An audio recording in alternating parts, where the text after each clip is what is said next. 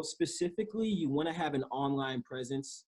So whatever fund or whatever you're trying to raise money for, you want to make sure that you're explaining in videos over a long period of time exactly what you're doing and exactly how it works.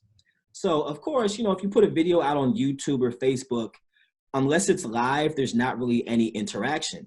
So what we did is that we held weekly conference calls on a certain day at a certain time where anybody could call in and they could ask us questions live. So if there was something that wasn't clear, they could actually speak to you, speak to me, or to speak to Jay or our attorney directly and get like a precise, exact answer. And so we did that for like an entire year.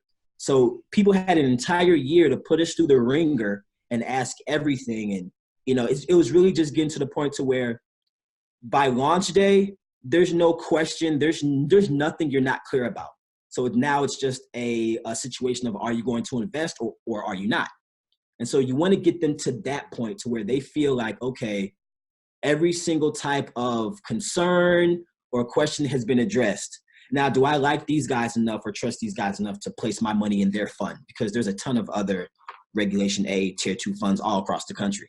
You know, so it's really just about engaging them in a way that makes them feel, okay, if they spent a year educating and talking to us about this before it even came out, most likely they're going to continue this type of behavior going into the fund. A lot of funds don't have or grant that amount of accessibility to them. You know, you don't get to talk to them weekly. They don't answer their emails within 24 hours. They're not constantly putting in an effort into you knowing the entire team, everybody who's involved.